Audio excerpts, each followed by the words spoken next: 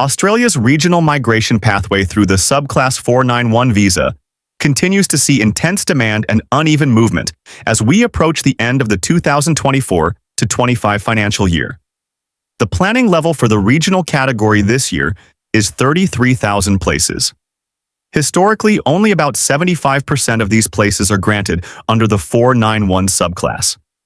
Applying that same logic for this financial year, approximately 24,750 places are realistically available for both primary and secondary 491 applicants.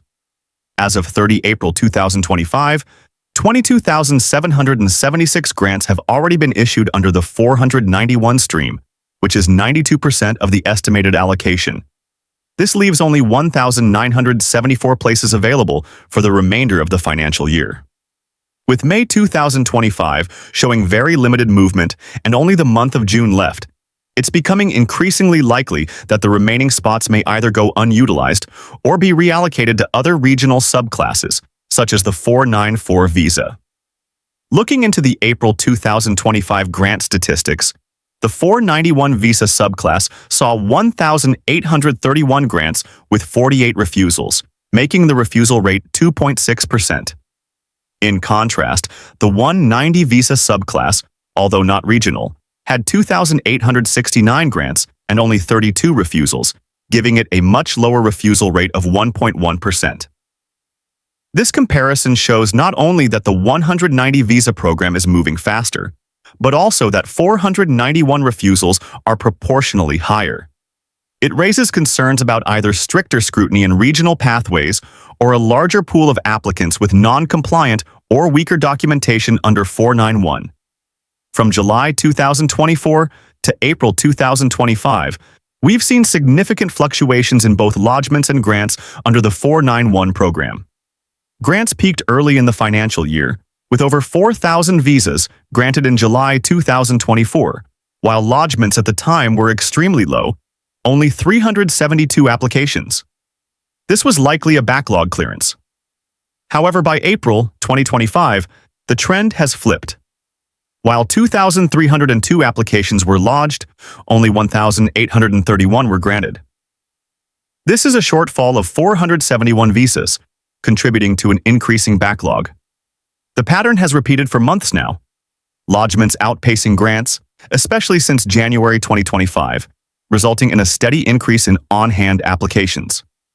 As of end of April 2025, the number of pending applications under the 491 subclass rose to 25,280, up from 24,860 in March, despite continuous grants. This underscores the imbalance between demand and processing capacity. Another red flag is the backlog from 2022. As of April 2025, 255 applications lodged in 2022 are still pending. That means some applicants have now been waiting for over 30 months. Worryingly, only 55 of these were processed in April. When we look at 2023 lodgements, the backlog is also significant. A total of 8,067 applications from 2023 are still pending. The most critical months include June 2023, which had the largest number of pending applications, 2,094 still in the queue, even after nearly 2 years. The processing percentage for June 2023 stands at 78%, meaning 1 in 5 applications are still in limbo. This bottleneck is a cause for concern as it delays regional settlement and planning, the very objective the 491 visa aims to support. As of April 2025, there are 9,453 pending applications under the 491 visa subclass from 2024 lodgements, highlighting a substantial buildup of unprocessed cases over the past year. The months with the highest number of pending applications are December, 1,293, February, 1,396, March, 1,190, and January, 1,180, each holding over 1,000 unfinalized cases, despite being lodged over a year ago in some instances. Processing rates remain alarmingly low, with February 2024 at just 18% processed, and December at only 20%, despite high lodgement volumes.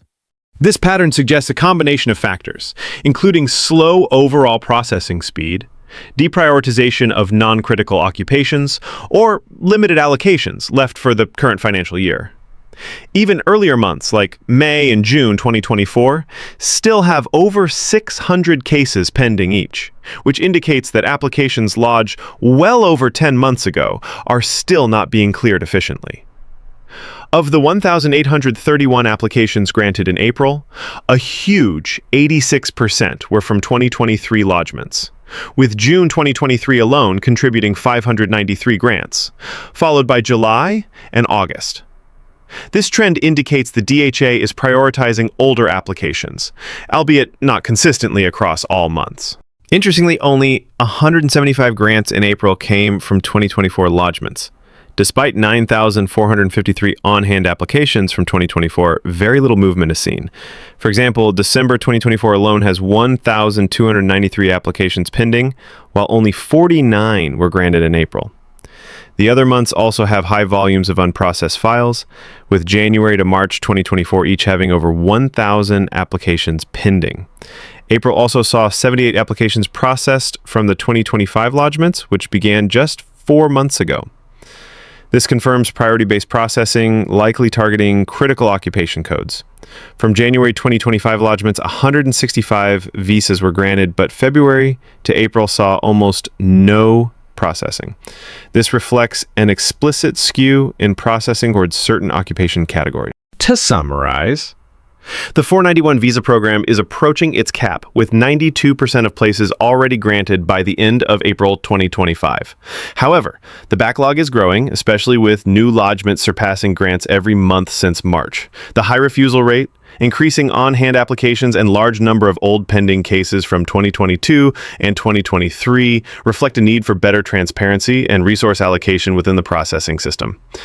If the remaining 2,000 spots aren't granted in June, we can assume that they may be diverted to other regional visas like the 494. For applicants, especially those lodged after June 2023 or during 2024, the wait is expected to continue, unless their applications fall under priority categories. As we move into the final month of the financial year, all eyes are on DHA, whether they can push through the remaining allocations or leave thousands of applicants waiting into the next cycle. We'll continue to track every shift in these trends, so make sure you're subscribed for real-time updates on visa processing and policy changes. Thanks for watching. If you found this video helpful, don't forget to like, share, and subscribe to the channel. Your support helps us bring you timely, detailed insights every month. See you in the next update.